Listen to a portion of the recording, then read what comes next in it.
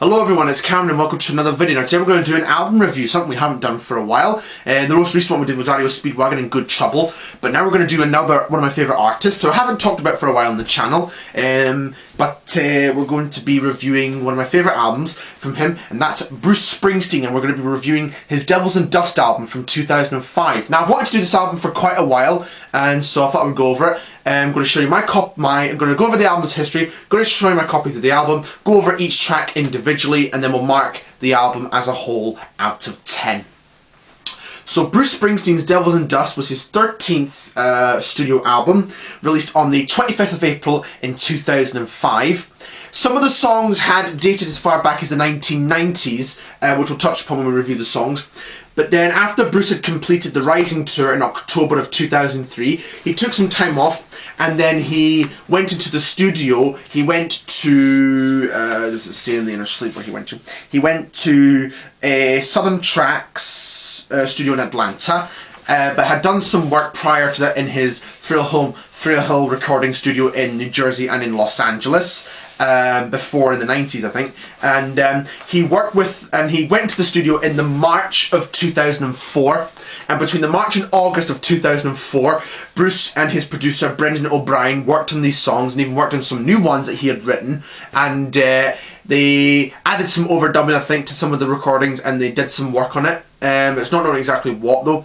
And then Bruce went back into the studio in the January of 2005, I think, to finalise some work on the album, and it was complete. Bruce worked with his long-time engineer Toby Scott, and Toby Scott had mixed some of the songs of this album as well.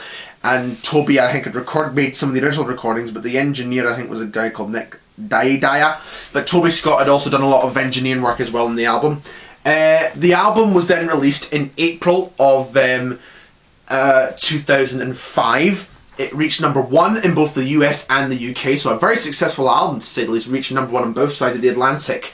The tour for this album was just Bruce on his own with an organ, piano, acoustic guitar, but he would, I think, bring on guests at some point on the tour. And he even made a television special on VH1 Storytellers where he does one of the songs on the album, which I have the DVD of downstairs, but I forgot to bring it down. So yeah, we're going to go over. So okay, now I'll show you the vinyl. This is the vinyl of it. But first, I'm going to show you the CD that I have. This is the original CD with the sticker here. There's the back of it. And this has a bonus DVD which has acoustic performances of some of the songs on the album, and Bruce talking about the kind of songs on the album. So actually, I think it's a short DVD, but it even has the album in 5.1 surround sound and PCM stereo, so you could play the album on this DVD as well. And it has a booklet with it as well, as usual, with all the lyrics and pictures, information as well.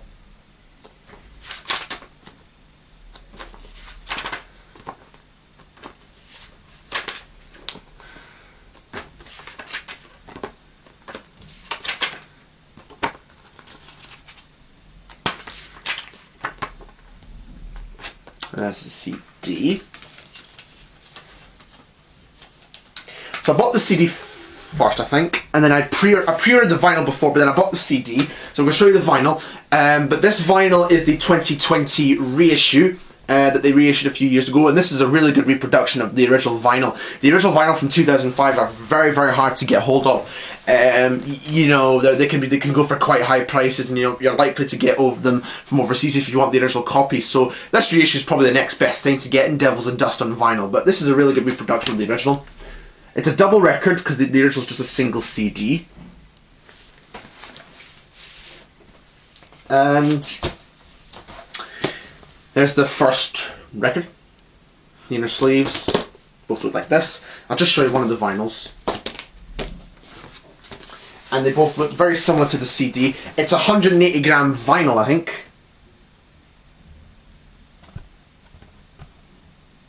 Oh, we should have left my stereo on. I was going to put my stereo on before I made the video, but forgot I left it on. But anyways, there's that one. The second LP is identical, so I don't really need to show that. But oh, it's behind behind me. But the album also comes with a download card, but I've got the CD, so there's really, I don't think there's really much point in using it, but I can see why they've probably included it. It's handy for somebody that doesn't have it on CD and wants to have a digital copy of Devils and Dust. They can just download it onto that, and they can even get it on iTunes if they want to. Right then, so now we're going to go over all the album songs in detail. So we start the album off with the title track, Devils and Dust. Now this is a really great way to open the album. Devils and Dust is the only kind of confirmed song to have been written during the 2000 period, and this like concerns the Iraq War, and this is a great song of mine. It sort of tells the story of a troubled American soldier who was probably serving in the war in Iraq, and the soldier questions his role and struggles to find guidance in his missions, all the while wary of the changes he's undergoing. And it's a really great song, and Bruce had played this song in sound checks during the tour for The Rising in 2003, so it probably had existed as far back as then. And he done this during the rehearsals for the Vote for Change tour, which is like this political tour that Bruce and many artists did, like REM, in like the October of 2004. So that it's kind of existed by then. And yeah, I really like the acoustic guitar, the harmonica, and the kind of drums in it. Bruce worked with a few people in this album. He had Steve Jordan on the drums. Now Steve Jordan was the drummer for the Blues Brothers band, and he did a lot of work I think for Keith Richards as well. And he had the Nashville String Machine as well, add their parts as well. And Brendan O'Brien played on this album as well, that's the producer. And so yeah, it's a great way to open the album. It's one of my favourite Bruce tracks, and it was also a single as well. And it got the, it received a Grammy Award for Song of the Year nomination in 2005. So yeah, it really was a well-received song I think, and it's a great song. Then we have All the Way Home. I really like the drum in this one, and I really like this is a great kind of upbeat style song. This was a song that existed as far back as 1991, because Bruce had given this song to Southside Johnny and the Asbury Jukes. Now Southside Johnny and the Asbury Jukes were sort of a group very similar to sort of Springsteen and the E Street Band. They were sort of started out in Asbury Park, New Jersey, kind of similar to Bruce Springsteen, and Southside Johnny put this in his album Better Days in 1991. This is a great song, I really like this one. One of my favourites ones, All the Way Home. It's one that I used to hear years ago when I was I was quite young when this album came out. I'd have been about 4. I do remember hearing the album quite a lot as a young kid, so this is probably one that's stuck in my mind all these years later. Then we have Reno. Reno's a good slow acoustic song with the Nashville String Machines on it, and this is a really great, a good song. But this song, however, caused a bit of controversy when it was released. This album came out in 2005. The original plan was that Starbucks were going to sell copies of this album on CD because they had recently released the Ray Charles' Geniuses Loves Company album a year earlier, and that had gone down really well, and they were going to release Devils and Dust as part of the as Starbucks were going to release Devils and Dust as well. But however, the lyrical content of this song was too explicit, and it does say on Reno this song contains adult imagery, and so Starbucks in the end would not sell the album. And then Bruce Springsteen would often joke in concert before playing the song, this album is available at all the Dunkin' Donuts restaurant Dunkin' Donut and Krispy Kreme stores everywhere, so he would make a kind of joke before playing the song Reno in concert. But I like Reno, it's a nice slow acoustic song with like the strings, and it even has Bruce doing tambourine as well, and so yeah, it's a good song, even if it's a bit, and I'm not going to go into what the song's all about. I think all Bruce Springsteen fans know what the song's all about. It's about, yeah, I'm not going to go there. I'm not going to go there. If you want to look it up, go listen to the album or research it if you want to know what it's all about. Okay, and then we have Long Time Coming. Now, Long Time Coming's a great song, another one of my favourites from this album. I like the acoustic guitar starting it, I like the lyrics, I like the drum beat. This song actually features 3 members from the E Street Band. We have Danny Federici on the keyboards for this track, and we have Patti Scaffia, Bruce's wife, on backing vocals, and Susie Tyrrell on violin and backing vocals. And Susie Tyrrell did appear on the recent album Only the Strong Survive in last year, so Susie does appear a lot on the side project with Bruce. but Long Time Coming had existed as far back as 1996, because it had been performed during the Ghost of Tom Joad tour, in sort of especially I think the last leg of the Ghost of Tom Joad tour in 1996 into 1997. So the song had existed as far back as that, and it's a really great song. It's one of my favourite songs. But Bruce does say a wee naughty word in it during the song, which I'm not going to say what it is. I think people know what it means. But yeah, I like the song. It is a great song. I think it's one of my favourites, Long Time Coming. And yeah, great one. Then we have Black Cowboys. Black Cowboys is a good song. I like it. Maybe not a favourite of mine, but I do like the song. It's a kind of soft, slow acoustic song. Yeah, it's kind of like something similar to what you would have maybe done during the Ghost of Tom Joad album. Because this album's kind of very similar to it, except I prefer this one a bit more over Ghost of Tom Joad in a way. But yeah, Black Cowboys is good. A good song. I like it. Then we have Maria's Bed. I like this one. This is a really great one. This almost kind of reminds me of Further On Up the Road from the album before this, The Rising, in 2002. And I really like this one. It's even got some of the words from Further On Up the Road in it as well. Got on a dead man's suit and a smiling skull ring, lucky graveyard boots and a song to sing. So it's got those kind of lines from Further On Up the Road on it. This one features Susie Tyrrell on violin as well, and Patti Scalfi on backing vocals, and Steve Jordan on the drums. So they're the kind of people that kind of work on the album. And yeah, really great song, one of my favourites, Maria's Bed. I've always liked this one.